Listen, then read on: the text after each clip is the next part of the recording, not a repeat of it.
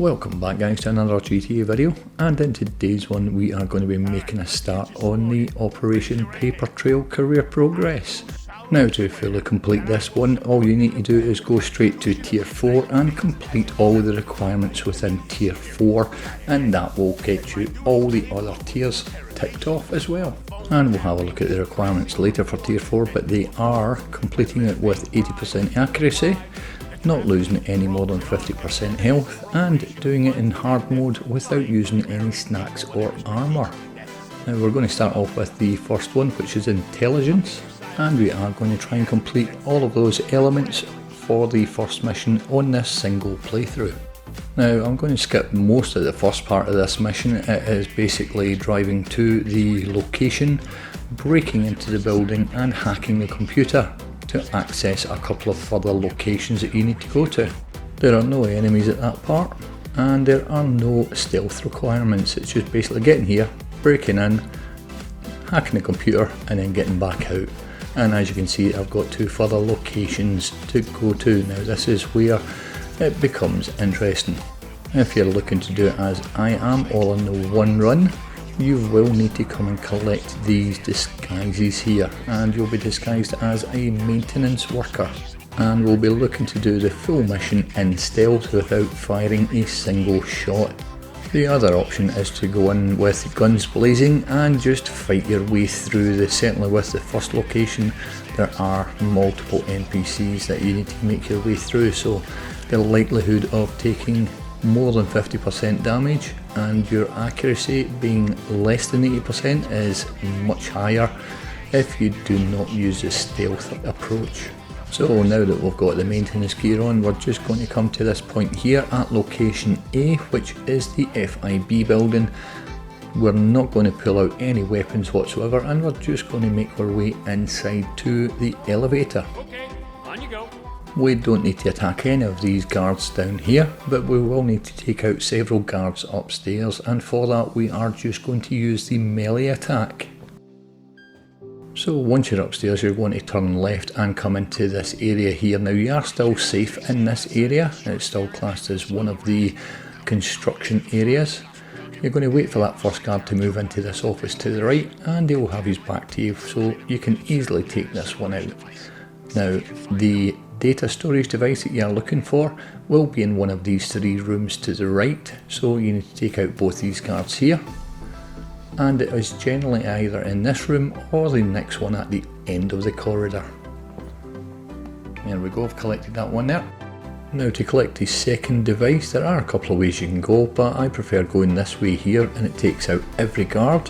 So you've got the two that are standing at the end of the corridor, and you've got the one that's walking up and down the corridor just there. Now we're going to hang about and wait till he comes down, and then we're going to melee attack him. We can then make our way along the end of this corridor quite safely without being detected at all. Now we've got one guard over to the left that we will take out quite safely. He's always got his back to us. And for the next lot of guards we do need to wait until there is one moving about. You can just see him on the minimap, and what he'll do is he'll come towards us and then go into one of the side rooms. Once he's in that side room, we can go and take them all out one at a time. Now remember, you can press L3 to stealth walk, and that will quieten down your footsteps, although I don't believe these guards are actually triggered by any footsteps. Taking out these last two guards, and the device is generally in this last office here on the left, but once we've collected that device we can put our gun away and quite safely make our way back to the elevator and then get out of the building. The guards downstairs will be none the wiser to what's occurred upstairs, so you can quite easily walk straight past them without detection and make your way to whichever vehicle you've brought. Now in terms of the vehicles, it doesn't need to be the Kruma or a heavily armoured one, it can be anything at all because we are doing this totally in stealth.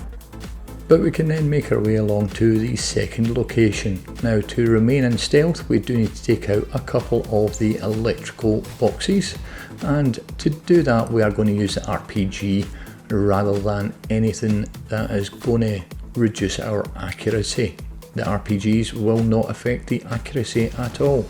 These two fuse boxes are always in the same location and they are quite easily taken out with the RPGs, but once you've taken them out you can now go inside the building without triggering any of the security cameras, and you don't need to worry about being attacked by any of the NPCs.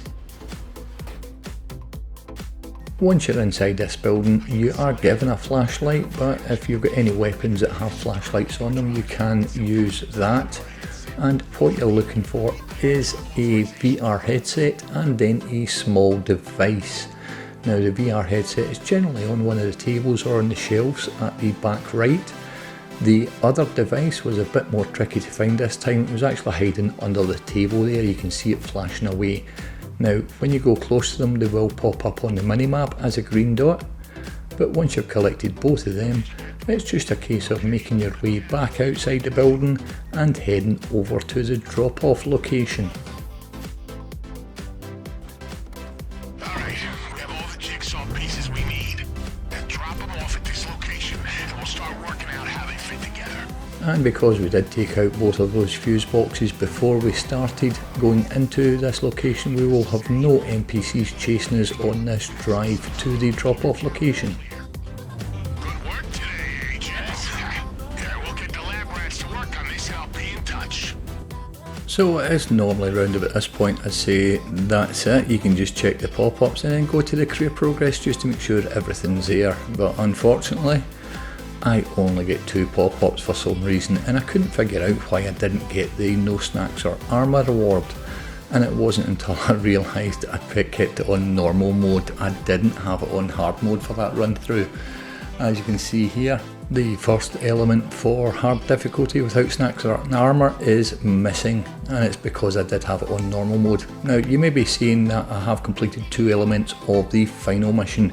Those were completed when I was helping out Venom on his playthrough of it a couple of months back, but I'll very quickly go back through the whole mission again, except this time on hard mode, and I do eventually get that pop-up confirming that I finished it without using snacks or armour and on hard mode.